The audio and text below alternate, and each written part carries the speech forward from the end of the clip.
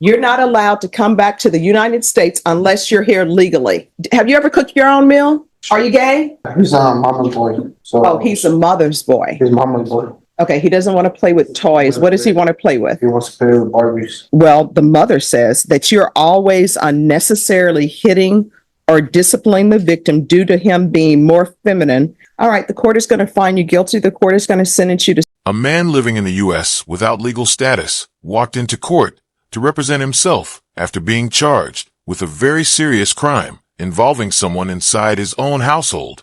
Out of respect for guidelines, I can't specify the details, but the accusations are deeply troubling. Judge Boyd stayed calm and professional, yet she wasted no time shutting down his arguments. The outcome she delivered carries weight that could potentially lead to deportation. What makes this even more striking is that he had already gone through probation once before for the same type of offense, but clearly failed to learn from it. As the hearing unfolded, it became obvious the judge was not persuaded by a single excuse. And here's the surprising part. Under the law, judges can technically consider probation again, even for someone who has already violated those terms before. That raises a serious question. Should someone with this history even be allowed near their own family again? Let's break down how Judge Boyd brought this case to a decisive and unforgettable close. And are you Mr. Sotelo Baez? Yes, Judge. All right, we're here for sentencing. You entered a plea in this cause on July 30th of no contest and applied for deferred adjudication. According to the plea bargain agreement, the state is asking that your punishment be assessed at 6 years in the prison, and they're silent on your application. There's to be no contact with the complainant and an affirmative finding of family violence. All right. No PSI was done in this case. The court requested a criminal history. Any objection to the court reviewing the criminal history? No objection. Thank you, Your Honor. Defense state is silent. Do you have any witnesses? I do not, Your Honor. I anticipated having some of his family members here. However, they're sick right now, so they're not in court today. All However, right. Do you want them to appear by Zoom? there might be some interpreter issues and everything else, Judge. I don't know. Okay. Judge, my client has informed me that it might be easiest just to proceed today, that it would be difficult for them to be able to do that. All right. So, Could you raise your right hand for me, please? Do you solemnly swear and affirm the testimony you give will be the truth and nothing but the truth, so help you God? Yes, Your Honor. All right. You can lower your hand. State your name for the record. Francisco Ricardo Sotelo Baez. All right, sir.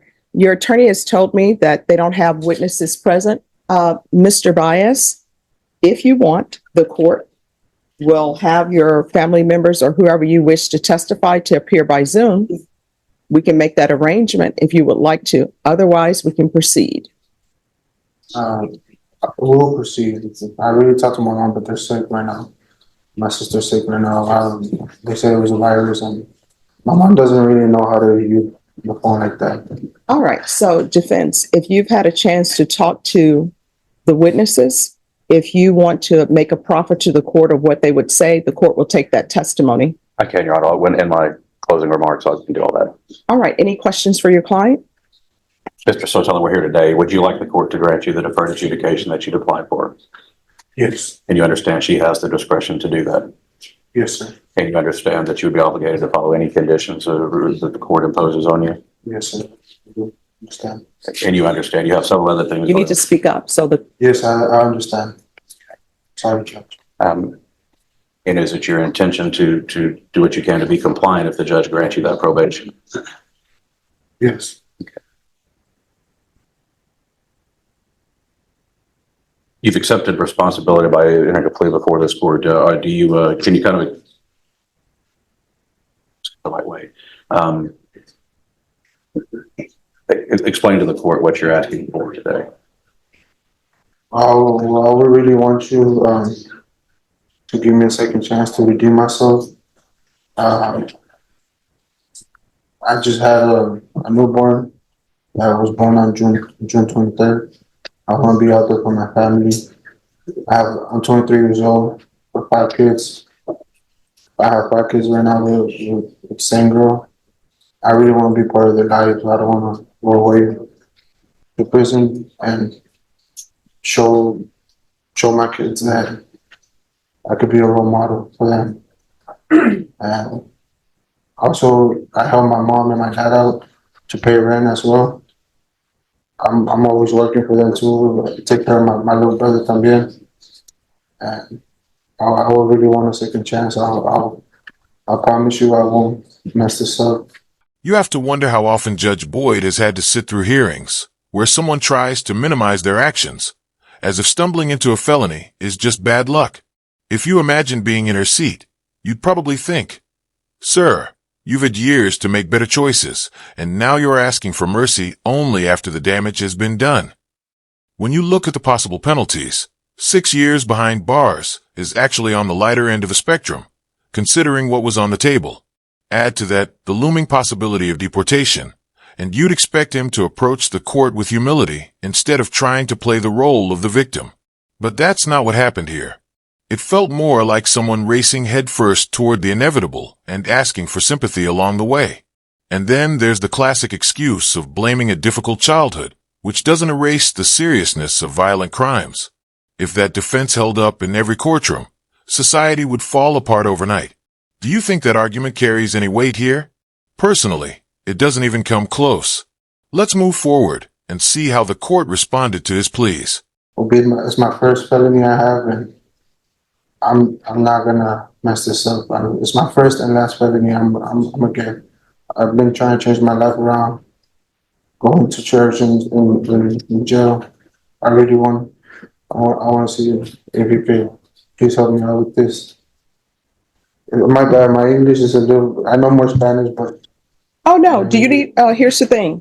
Do you need an interpreter? Because I want to make sure. I understand. It's just that English. I speak it too, but right now, because I'm in front of you, I get a little bit nervous. Well, let me just tell you, there's no need to be nervous in front of me. There's no need to be nervous about your English. I always say people who speak more than one language are very intelligent because learning a second language is very hard. And people tell me that the English language is one of the hardest because you have two TWO, TO, TOOO, and it's all pronounced too. So if you want an interpreter to be brought down, it will take us probably 5 minutes to get an interpreter here. If you would feel more comfortable speaking in Spanish, we can have an interpreter to come down. It's not a problem. That's fine, Your Honor. Okay. I'm good speaking to you. My bad. It's just that I really get nervous. No problem. Any other questions? You got all pass at this time. All right. Any questions? No questions from the state, Your Honor. All right. I have some questions. Yes, Your Honor. All right.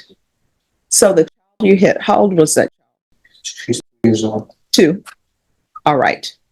And you say she, but in the police report, it says son. Yeah, well, I have 3 daughters and 2 sons now. All right. So the person that you hit in this case, It's a he. I'm sorry? It's a he. I'm sorry, what? It's a he. All right. And how old is he? He's 2 years old. All right. So why is it in the police report? This is what they said. You texted his mother and you said, "You're not going to like what I just did. I hit your son." Why are you calling the child your son? Because, well, it's our son. It's my biological son. Or like, But why you just, yeah, it's he's mama's boy. So oh, he's a mother's boy. his mama's boy. So Okay. he's always. I told her. She told me the same with my daughters because my daughters are daddy's girls, you know. Okay. And So why are you hitting the 2-year-old? What was the reason? I had a lot going on today. I had got into a fight with my family members. My wife was in the hospital. So you get in a fight with your family members. Your wife is in the hospital. So how does that translate you to hitting a 2-year-old? I did wrong. I know I did wrong. No, I mean, what I'm trying to figure out what was the cause. I wasn't there. What happened was that with my son, I'm a little bit tough with him because basically he was my only boy. He was surrounded by girls, and You're a little bit tough with the 2-year-old. Okay. yeah, and I would want to play with him. I would want to play with him with the cars. I'll buy him cars. I'll buy him robots, boy toys, but he didn't want to. He wouldn't want to play with toys. Okay, he doesn't want to play with toys. What does he want to play with? He wants to play with Barbies. By this point, it was clear he wasn't really seeking a second chance. It was more like his fifth or sixth attempt at dodging real accountability. Judge Boyd seemed to recognize that pattern instantly, almost as if she could recite his charges the way someone names songs off a greatest hits record. The reality is simple. When you repeatedly harm the people closest to you, the court is going to lose patience fast. And the shock he showed in response to harsher consequences didn't match the seriousness of his record. Domestic violence doesn't just damage relationships. It destroys trust, safety, and stability within a family. Choosing violence against your own household is like setting fire to your own shelter. It doesn't solve a problem. It just leaves destruction behind. And this wasn't a one-time lapse of judgment. It had become a clear pattern of behavior. Judges absolutely take repeat offenses into account during sentencing, especially when those offenses involve violence. At this point, both legally and morally, his standing looked bleak. Violence has never been a solution, especially when the question before the court is how to prevent someone from landing back in jail. All right, so he wants to play with Barbie dolls. So that was your issue with him. And then my wife and my mother will tell me my son was going to be gay. Mm-hmm. And for me, feeling that way, my first son to be gay. So your thing is, let me hit my 2-year-old because people are telling me he's going to be gay. That was my first time laying my hand on him. No. I'm just trying to get into your thought processes. So people are telling you that your son's going to be gay because he doesn't want to play with robots. So let me ask you this. Would G.I. Joe, those toys, because those are dolls, would that be an issue? I don't know what G.I. Joe is. Oh, okay. I'm showing my age. Nobody, Snake Eyes? What? Well, you do know they have Ken. For example, Ken. That's a doll. That's, I guess that's Barbie's sometimes boyfriend, or maybe it's sort of like undecided. I don't know if they're together or not. But Ken is a Barbie. So how would you feel about your son playing with the Ken doll? You just don't want him playing with dolls. I didn't want him playing with dolls. Oh. My daughters have like little kitchens and like dressing dolls and all that. And so he would play with the kitchen set. He would play with the kitchen set and all that. All right. So And I'll buy him like trampolines and like a little soccer field. And he didn't. Yeah, I want to play he didn't soccer. want to play with that. I don't want to play soccer either. So he don't want to play soccer, and he plays with the kitchen set. Mhm. So I guess males who are chefs, that's like a girl job, right? Well, Well, I mean, wouldn't that be considered a gay job then if you have male chefs in the kitchen? I'm like, all these men who are walking around out here being chefs, you're telling me that they're gay. yeah. So then you hit the 2-year-old and you cause his nose to bleed. And then it says the victim had injuries, bruising and swelling on the face. And they say you sent a text message and said that you hit the victim 4 times in the face by slapping him. In what world is it okay to slap a 2-year-old in the face? What did you think you were teaching him? Nothing. Like to be afraid of you? No, not really. I mean, did you think the 2-year-old was not going to be afraid of him? Because 2-year-old, I don't think he's 6 feet tall. You're standing over him, slapping him. Did he cry when you slapped him? Yes, Your Honor, he did. All right, when his nose is bleeding, you continued to slap him. Did he continue to cry? Well, I don't really remember his nose bleeding, Your Honor. Did you get him some tissue? Did you clean up his face? Did you apologize? End of his face. I spoke to my wife. I apologized to her. No. And I Did you apologize to the 2-year-old? Yes, I heard them. And did you apologize to your daughters if they were at home and witnessed that? And my daughters were in the other room.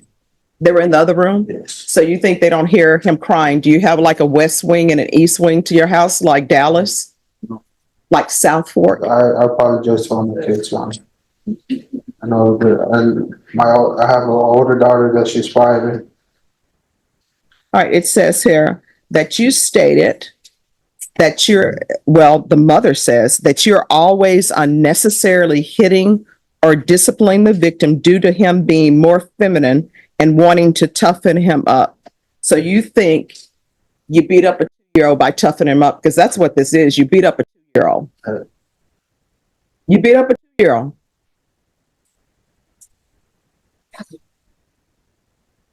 And then I'm looking at your criminal history. You have other assaults.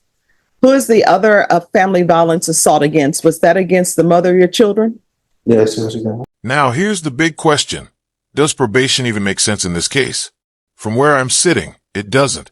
Knowing Judge Boyd's firm approach, there was little chance she would grant this man another easy way back into family life, as if this were a simple weekend mistake.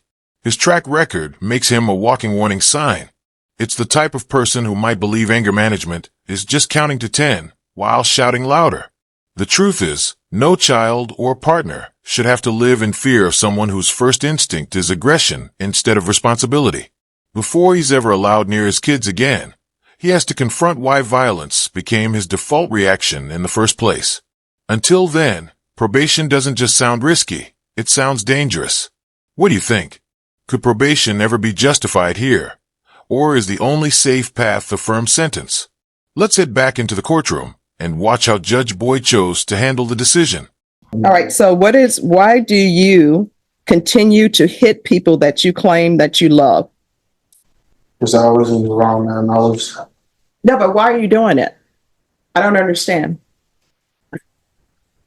I wasn't right. I don't know if I can say it, but All right. What I can tell y'all on this case, I don't have the trial court certification of defendant's rights to appeal. It's missing. I'll re-execute it, Judge. All right. Could you grab that for him, please? Yes, there's something you wanted to say? yeah, it's because I was in drugs and I had tried a new drug I had never tried before. That's what made me like it. Well, here's the thing. According to what I'm reading in the police report, this isn't the first time that you've hit the 2-year-old, according to the police report, right? Is this the first time you hit him? Yes, sir. Not according to the police report. And it says that you're always disciplining him unnecessarily because you're trying to toughen him up because you think that he's gay. I'm not thinking it's gay. But my parents, my mom, Oh, I'm so sorry. You know what? Here it is. I found it. Thank Hi, you. Judge. And then what kind of grandparents does he have in his life, if what you're saying is true, where they're like, toughen him up. We don't want a gay grandson. What kind of nonsense is that? oh, he's grandma's boy too. So in But your, it was just to get me mad. well, here's the thing. In your son's 2-year-old life, he's already had trauma and drama caused by you. So now he thinks men I are really, going to beat him up.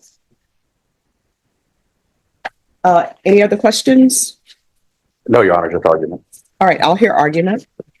Your Honor, obviously the facts are not the best. My client did make some pretty grave errors in his dealing with his 2-year-old son. He's learned that as in our conversations, and as you said, in jail since this happened. Judge, his family has been involved. I think they would be a great support system. I think they understand the significance of what has happened. I'll point out that my client is 22 years old and has 5 kids, Judge. Probably hadn't had any formal training. If there's drug issues, if there's domestic violence issues, there's a lot of different programs within the probation department, like the BIF program and drug counseling and TAP evaluations that can focus on that to ensure that he has a chance to be successful on probation, Judge. In addition, Judge, my client is not a citizen. There's been a PDA consultation with the Managed Assigned Counsel program. And knowing that my client is still before this court and asking for some leniency, that Judge, he also has a pending ICE hold. It's a fact. So Sorry, a pending what? ICE hold, Judge. There are proceedings going on. He will visit an immigration judge after this is done. So if he is granted probation, he still has that to deal with, Judge, but we're just asking that he be given an opportunity to learn from his very poor decisions that he made.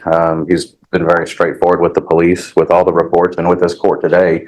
Whether it's right or wrong, he clearly needs to learn to how to raise children better. And I think the programs that the probation could offer in any reasonable condition that the judge would want to impose would be able to assist him in learning so that this cycle doesn't happen again. Judge, but we're asking for a stretch. We're asking for a little bit of mercy. My client is hoping to get probation. We'd ask that you consider that. He's got a lot of work left with him. His decisions that day impacted his family, not only because of this case, but everything else, their entire lives and going on, and even my client's ability to possibly remain in the country. Judge, with that, we'd ask that you take that into consideration and give him that chance. And he understands that if he gets deferred and messes it up, he has the full range of punishment. So he understands that there could be an even more significant punishment if he doesn't change his ways and engage and cooperate with probation and whatever orders. When the sentence was finally announced, 6 years, the maximum available, you have to ask yourself, was it enough? On paper, it matched the highest penalty, but considering his history, some might argue it still felt short. He had already been granted probation in the past, with clear instructions to get his behavior under control. Yet, here we are again, replaying the same story with a thicker file on the judge's desk. And then he had the nerve to stand in court asking for another chance, as though we hadn't already watched him waste several. At some point, second chances turn into a revolving door of excuses. Honestly, if Judge Boyd had added another year just for the court's wasted time, it would have made sense. But legally, the decision wasn't random. Judges are required to weigh repeat behavior and fail probation when calculating sentences. That's why the 6-year term carried weight and purpose. What do you think? Was this punishment enough? Or should the system take even harsher measures with repeat offenders like this? Share your thoughts in the comments. And if you enjoy deep dives into courtroom drama, don't forget to like and subscribe. Thanks for watching, and take care of yourselves until the next case.